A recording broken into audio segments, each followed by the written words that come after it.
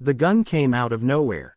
A shiny black barrel glinting in the late afternoon sun, pointed directly at my wife's chest as she stood frozen on our driveway.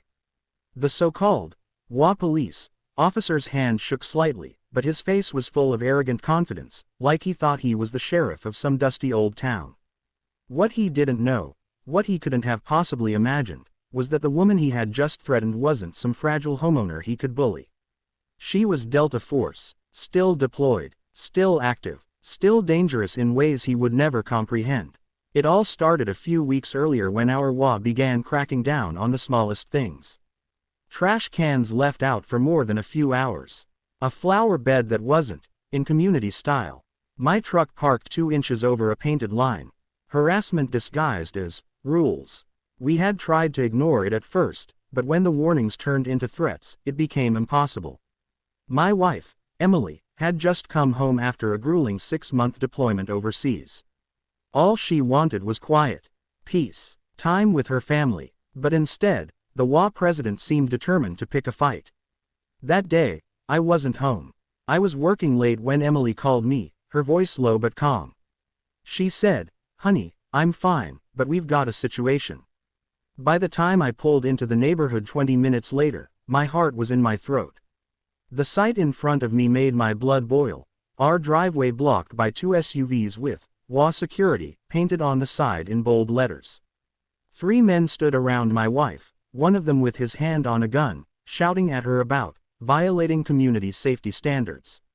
Emily, in her usual composed way, stood there like a stone. She didn't flinch, didn't raise her voice. She just looked at him the way only a soldier can, assessing every angle, every movement, every weakness. "Ma'am," the man barked, "you are required to comply. Step inside now, or I will have to use force." Emily tilted her head, almost amused. "You really want to pull that trigger? On a homeowner standing in her own driveway? You understand what that means?"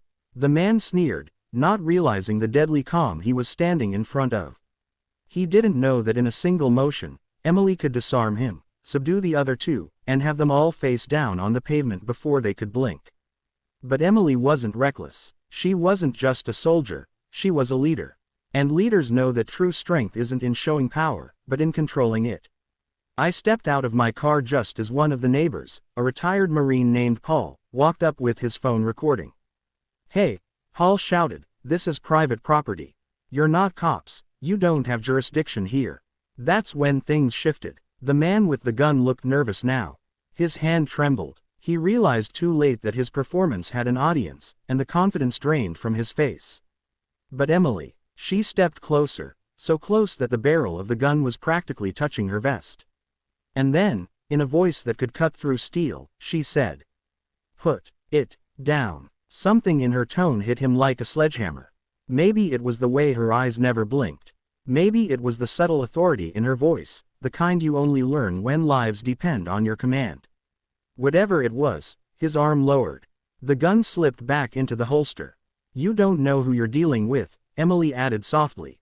"But I promise you, if you ever point that weapon at me or anyone in this neighborhood again, you'll regret it for the rest of your life."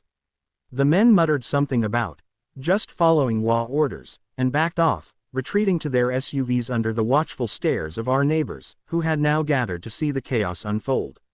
Phones were out, cameras rolling. The so-called HOA police were exposed. Later that night, Emily sat quietly on our porch, staring out at the darkened street. I asked her why she hadn't just taken them down. She could have. I knew it. She smirked and shook her head. Because if I did, they'd have been martyrs to their own stupidity. This way, the whole neighborhood saw who they really are. That's better than any fight. Word spread fast. By the end of the week, the HOA board was drowning in complaints. Residents demanded answers. Local news picked it up after Paul's video went viral. The men who claimed to be HOA police resigned before they could be voted out. The president of the HOA stepped down soon after. Their little empire of intimidation crumbled overnight. But what stayed with me wasn't the downfall of the HOA, it was Emily. The strength she carried wasn't in her fists or her training. It was in her restraint. In her ability to stand tall, stare down a gun, and still walk away with her dignity intact. I realized then that real heroes aren't the ones who fight every battle. They're the ones who know when not to. So the next time someone tries to use fear to control you, remember Emily. Remember the calm in her eyes when the gun was pointed at her. Because courage isn't about being fearless, it's about standing tall in the face of fear and refusing to be broken. And that's the lesson our whole neighborhood learned that day. True power doesn't come from a weapon, a title, or a rulebook. It comes from the quiet strength of a person who refuses to be intimidated. The fallout from that day was far from over. If anything, it was just the beginning. The HOA board, embarrassed and humiliated after the video of the armed confrontation spread like wildfire, decided to double down instead of backing off. They filed a formal complaint against Emily, accusing her of aggressive intimidation and creating a hostile environment for community enforcement officers. Imagine the absurdity. My wife, the one who had a gun pointed at her, was now being painted as the aggressor. The notice arrived on crisp white paper, stamped with the HOA's official seal. I still remember Emily's laugh when she read it. It wasn't loud or mocking. It was low, steady, almost pitying. They really don't learn, do they? She said, folding the letter carefully before setting it on the table. I was furious. Emily, this is harassment. They're trying to flip the story and paint you as the villain. We should sue. We should call a lawyer right now. She shook her head. Not yet. You don't fight fire with fire. You let it burn itself out first. Right now, they're digging their own hole. But the board wasn't just targeting her on paper. Strange cars started circling our street at night. We'd wake up to find anonymous flyers taped to our front door accusing us of being violent troublemakers. And then, one night, our mailbox was ripped from the ground completely. It wasn't just about us anymore. The whole neighborhood felt the tension. People were scared. Mothers wouldn't let their kids ride bikes past the clubhouse. Retirees whispered about the HOA men with guns. Fear was seeping into the cracks of our community. That's when Emily decided enough was enough. One evening, she called a meeting. Not a formal HOA meeting, but a gathering in our backyard.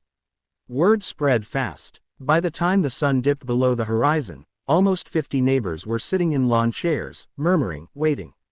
And when Emily stepped up to speak, there was silence. She didn't raise her voice. She didn't rant. She simply said, "Some of you know who I am. Most of you don't. I'm not just someone's wife. I'm not just a homeowner. I'm a soldier. I've spent the last decade in places where fear is the weapon of choice. And let me tell you something, it only works if we let it." You could hear a pin drop. She scanned the crowd, her eyes locking with each person, one by one. These men with badges that aren't real police. They're not here to protect you. They're here to control you. They point guns not because they're strong, but because they're weak. Because they know that if we stood together, they'd have no power at all. The crowd stirred, nodding. A few clapped. Tonight, I want us to decide, are we going to keep living in fear? Or are we going to take back our neighborhood? A voice from the back called out. It was Mrs. Turner, a grandmother who'd lived there for 30 years. Her voice trembled, but she said, "I'm tired of being scared." Then Paul, the Marine who filmed the first encounter, stood and raised his hand. "Count me in. We've got the footage, we've got the proof. Let's expose them." The momentum caught like wildfire. One by one, neighbors pledged support. People offered to share their own stories of intimidation. Someone suggested pooling money for legal fees. Another volunteered to contact the local news station for a follow-up. Emily smiled, not triumphant, but proud. She had turned fear into courage, doubt into resolve. That night marked the beginning of a neighborhood rebellion. Not with violence, not with weapons, but with unity. But the HOA board wasn't ready to give up. The very next morning, a new notice was taped to our front door. Cease all unauthorized gatherings or face immediate legal action. Emily looked at it, then back at me with a calm grin. Now they're scared. What came next was a showdown bigger than anyone expected. Court filings, news crews, and one final confrontation that would either crush the board, or expose them once and for all.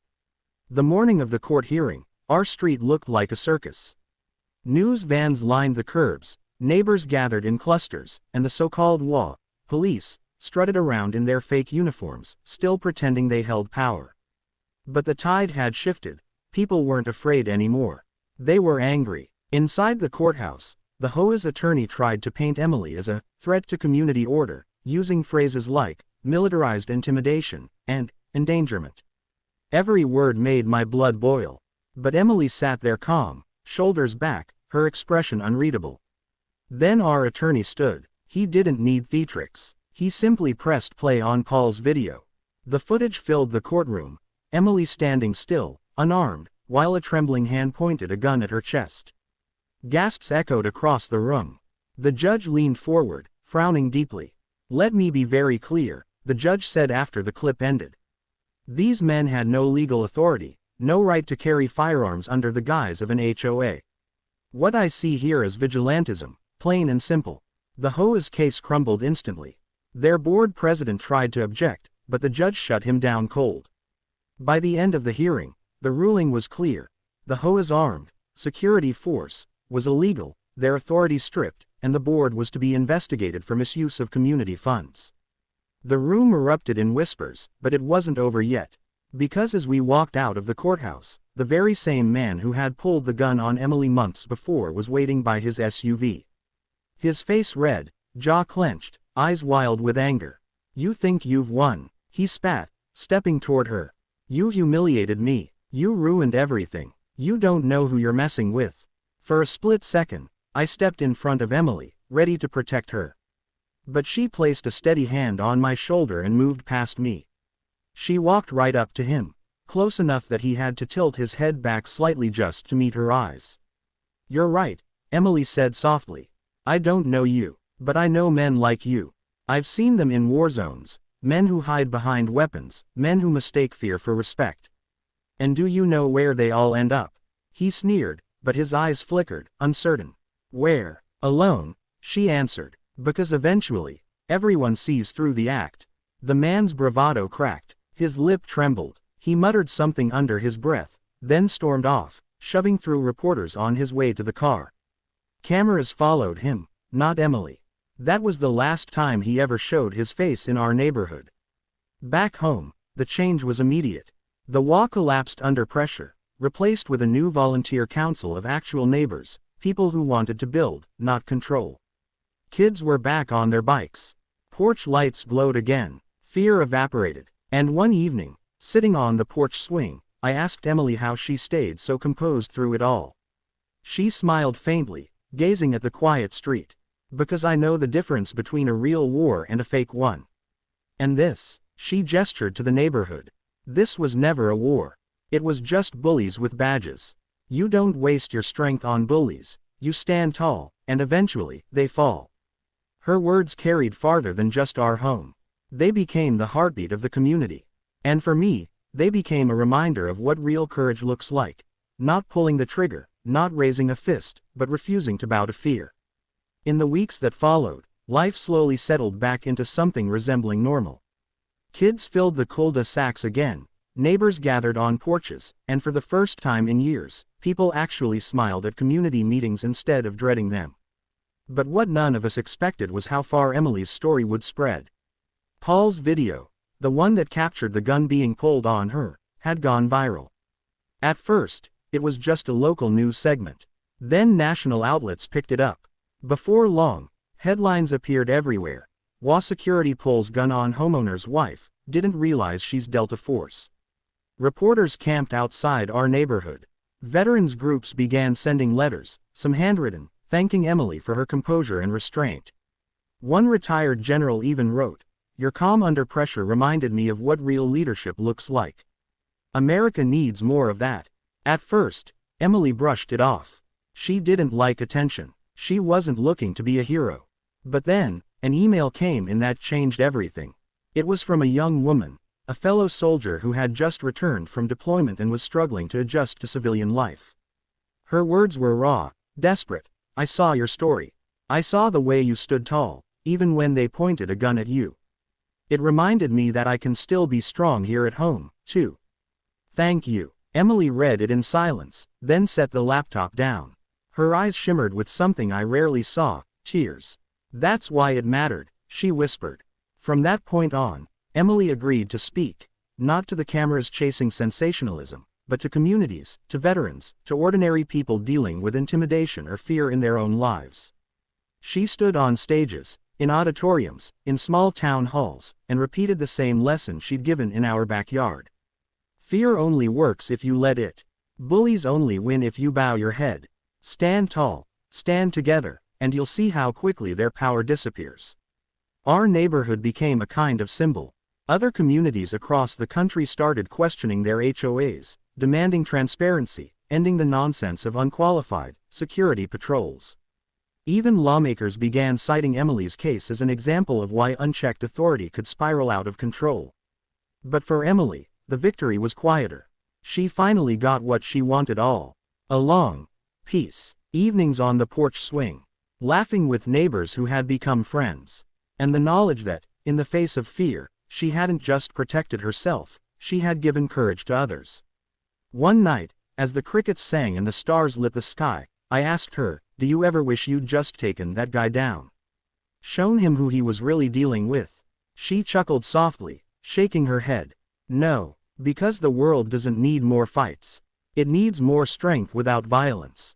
That's harder, that's scarier, but it's the kind of courage that lasts." And sitting there beside her, I realized she was right. The WA had tried to rule with fear. They'd pulled a gun on a soldier. But instead of breaking her, they revealed something greater. That real power doesn't come from weapons or titles, it comes from the courage to rise above. And that's the story that will live far beyond our little neighborhood.